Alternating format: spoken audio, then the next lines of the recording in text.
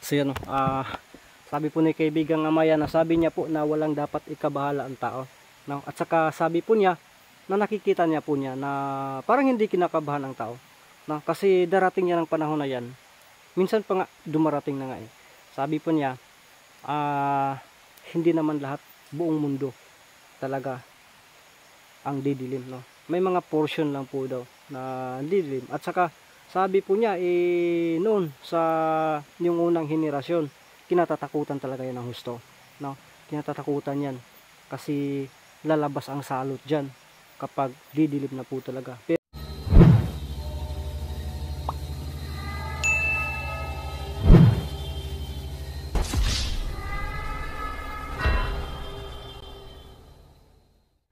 Ghost Hunter 18. Hey, what's up mga kantros, yun Ghost Hunter 18 po na muling nagbabalik, no? So ngayon nakapag na tayo talaga, no? Explore tayo, tapos ang trabaho natin, no? So hapon na talaga. At saka parang itong bag ko, parang mag-ano tayo ngayon, subukan lang po talaga natin, no? dito tayo, no? Madalas kinaano natin si kaibigang Amaya kasi sa kadahilanan po na hindi tayo pwede na magdisturbo muna dun, no? Sa yung palagi natin pinupuntahan talaga sa karyan nila. So sana po maintindihan. At saka una-una sa lahat, no, bago tayo magsisimula talaga, no, habang bago natin tatawagin itong si kaibigang Amaya. Wow. Nais ko lang po na sabihin, no, sa ano dyan, baka may masaag na viewers ba, no? So ito ano lang talaga, chill lang po tayo. At saka kung sa tingin niyo po na, no, ito po ay ano lang po, no, hindi ito gaya-gaya yung mga ganun, no. Tuwing mababasa ko po yung comment, so ano naman, komentaryo din nyo yan. Pero kagaya nito, no, huli ko po itong ma-upload, no. Medyo matagal pa po itong ma-upload itong video na to. Pagkatapos sa isang araw, isang bisis lang din po ako mag-upload. So yung ano kasi, yung iba sa isang araw 3 bisis mag-upload. So kaya late tayo mag-upload, kaya nasabi siguro na gaya-gaya po. Sa totoo lang, hindi to, no, original po ito talaga. Kahit na iharap po natin yung isa't isa, kaya natin yan, no, ma-explain natin yan. So sana po ay maintindihan. At saka paulit-ulit ko pong sasabihin sa inyo na maraming salamat po talaga sa inyong lahat, no, sa inyong walang sawang pagsuporta po sa akin. So patuloy tayo. At saka yun, may nagtatanong din, no, so ngayon ko pa lang po talaga subukan natin. At saka itatanong din natin yung yung kay Danay niya, no? So kaibigang Amaya,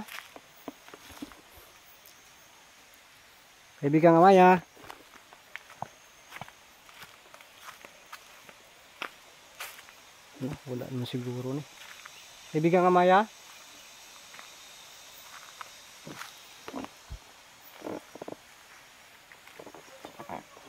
Wow, saan ka banda?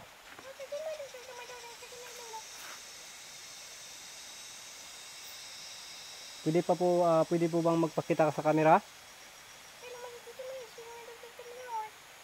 So yun, humingi po siya ng dispensa, pero sa ngayon hindi lang daw muna, no. Sapat na po daw na marinig natin ang kanyang busis, no. Pero tingnan natin kung may tawa ba ito. So dito tayo standby, no. Yun, no, nalalanta na nga yung ano natin dito. Kaibigang Amaya, maraming salamat po na nandito ka, no. So dyan lang po yan, i-focus lang po natin yan kasi hindi po talaga siya ano bang tawag dun, magpapakita, no. So busis lang po yung marinig natin sa kanya. Kaibigang Amaya, kumusta po kayo?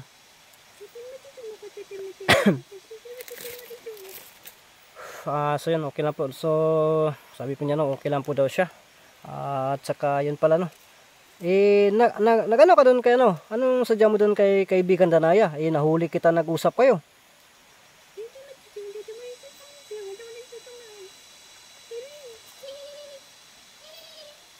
Yan, tumatawa pa, oh.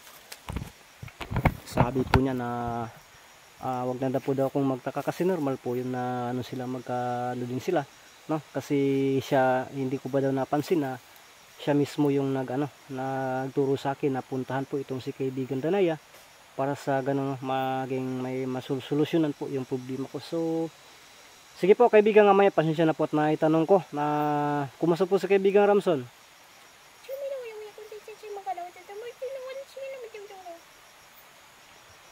Okay lang po yun sa si kaibigan Ramson, mabuti naman kung ganun. Kaibigan Amaya, may lang, may tanong lang po ako, pero bago ang lahat yan, pupukong muna ako kasi maghahawi naman yung tail ko. Sana hindi ka mabali para hindi ako maligid ha. Kaibigan Amaya, okay lang po ba na magtanong ako sa'yo?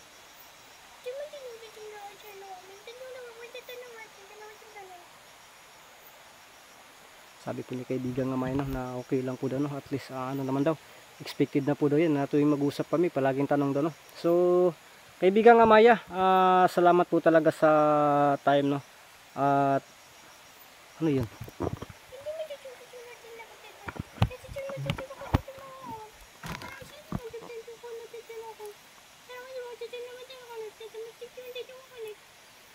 Yan, pasensya na po, napaano tayo kasi parang pinapanhot yata yung likod ko sa sobrang siguro sa trabaho to, no? Yan, tinatawanan tayo ni kaibigan buti pa daw yung ubo, gahi pa. So yan, kaibigan Amaya, pasensya na po talaga. At saka yun, sabi po niya kanina, no, tayo po yung pinagtatawanan kasi naging masailan po daw siya, no? Mareklamo din kasi ako minsan. Kaibigan Amaya, ito po yung tanong ko. Tungkol po ito sa yung bang tinatawag na yung bang yung araw ba na dumidilim yung dumidilim yung buong mundo, yung bang the three days darkness ba yata yun? Yung ganun?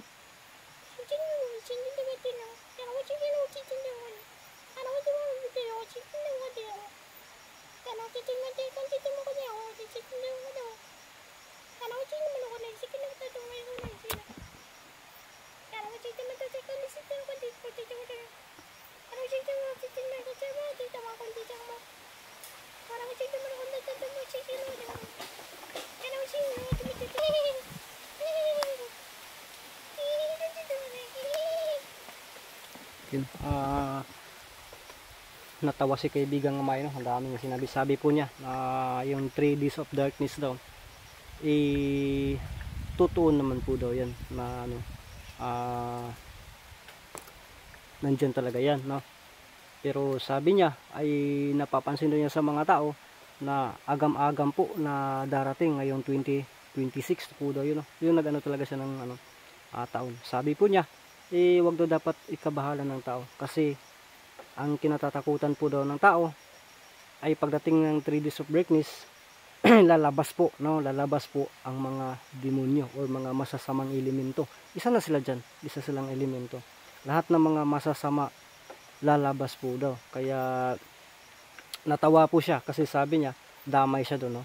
Kasi isa din siyang elemento. Pero ang niya na wag daw dapat ikabahala ang tao. Bakit po kaibigan Amaya?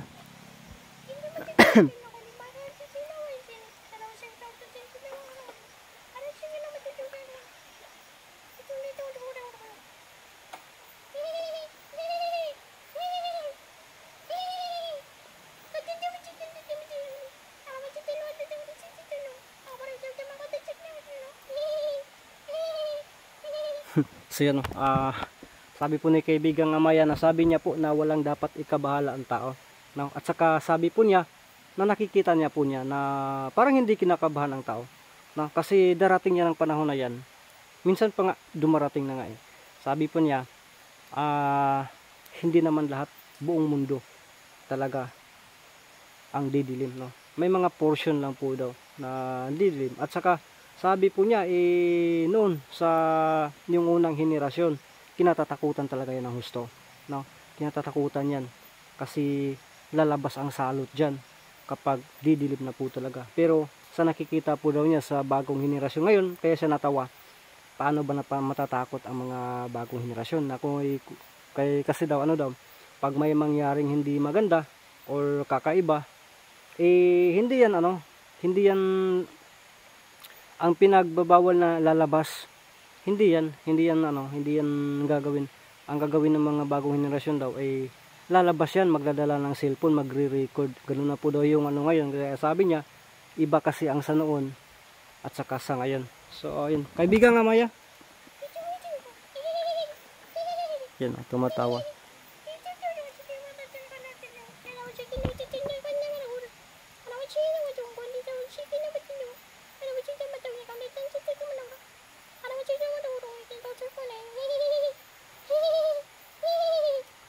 So ayun, sabi po ni kaibigang Amaya, noon talaga mahigpit po daw yan ano. Sinasabi sa mga tao, yung bang babala, no? Yung 3 days of darkness. Kasi ang isang patakaran kasi dyan, no? Yung dapat gawin ng tao kapag mangyayari talaga yan, no? Is ano yan, dapat hindi lalabas ng bahay, nandun lang talaga sa loob ng bahay, at saka hindi gagamit na kahit anong ilaw, no? Hindi siya gagamit, ano lang, maliban lang po daw sa ano, maliban lang po sa ilaw ng kandila, no? So yun lang po, yung mga ibang ilaw dyan na ano, hindi yan pwede gagamitin, no? Isa lang po talaga yung ilaw ng kandila yung gagamitin ng tao. Pero sabi niya, kaya siya natawa kasi sa panahon ngayon wala na, no? Hindi na yan gagawin. Yung ilaw na lang daw ng flashlight or yung ilaw ng cellphone, yun na po kasi nagbibideo na po daw, nagre-record kung ano yan. Yung bang kasi na ano daw niya, napansin niya, no, kahit lang ano lang, mga 3 oras lang po, biglang dumilim, no? Sa portion, may portion ng mundo na didilim, isa na yun na dapat hindi lalabas ang tao. Kasi yun nga, ay magkaano talaga, may masamang pangitain siya. Pero ang ginagawa ng tao, maglalagay pa daw ng tubig sa planggana, no? Tapos dun, ano ba yung carbon ba yun, ano yun, para makita kung ano yung nangyayari sa itaas. At saka sa ngayon, sabi niya, hindi na yan gagawin daw yun ng mga bata, mga bagong henerasyon. Wala na yan, karaan na kasi daw yan. Ang sabi niya, ilalabas talaga yan, magre-record. Lalo na may mga high-tech daw na cellphone ngayon, no? Ang nasa sobrang layo ay mapapalapit na papalapit, no? Pwedeng, ano, basta yung makikita siya. So sabi niya, natawa na lang po daw siya nung sa tanong. Pero, yun, totoo po daw yun, no? Pero ang ano niya, hindi natakot ang tao, no? Yung lalo na ang mga bagong henerasyon, no? Hindi na daw takot, sabi po ni kaibigang Amaya.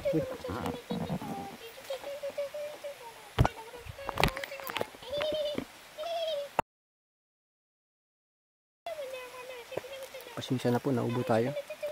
Masama yung pakiramdam ko.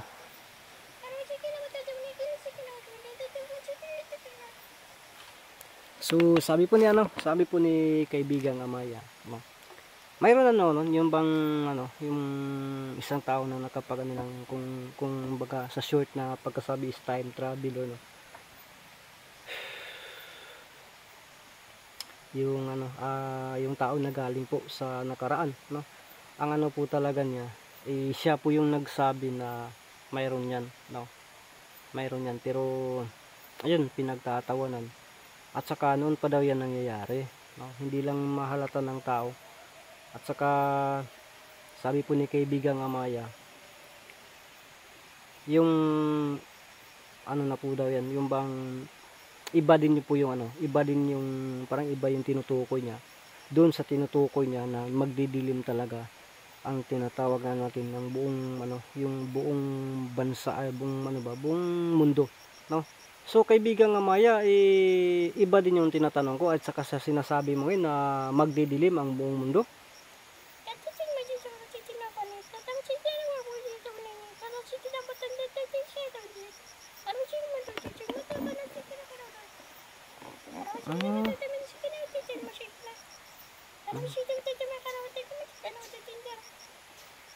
Sabi po niya, magkaiba po daw, no? Yung sinasabi niya kanina na magdidilim ang buong mundo, iba din yun sa tinatawag din na 3 days of darkness. At saka portion lang po yan, hindi yan. At saka sabi po ni kaibigang Amaya, normal naman po daw yan, mayroon din ibang tao talaga na hindi naniniwala, lalong lalo na po talaga sa mga bagong henerasyon, no? Kaya siguro sabi po ni kaibigang Amaya na sa 100% po, nasa 20% lang po ang naniniwala, no? Sa buong sanlibutan na mangyayari po yan. Kaya ang ano niya, ang ano po ni kaibigang Amaya na wag lang pong mabahala, no?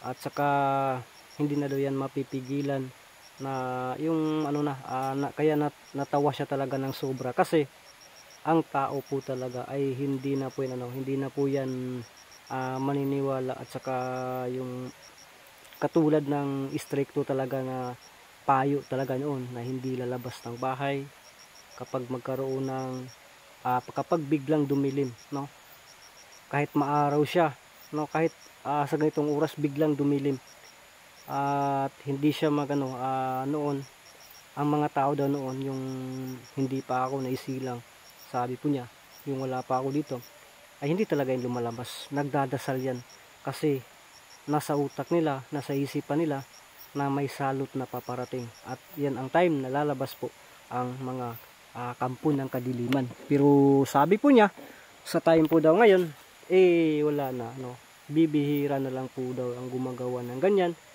At saka sabi po niya na siya, nagpapasalamat po siya sa taong nagtanong dyan kasi siguro na curious po, no? Kaya yan, pasensya na po, naka-English po tayo, pero hindi ko alam kung ano yung ibig sabihin ng curious, basta yun lang po yung malabas. Kaya yan ang oh my goodness, so pinagtawanan tayo medyo kung napapansin nyo, biglang nahinto ako kasi parang may iba, kaya yun, pinag-usapan natin yung curious kanina pero bigla akong napahinto. Pasensya na po talaga sa inyo. Kaibigan nga Maya, ano po yan? Parang may kakaiba sa paligid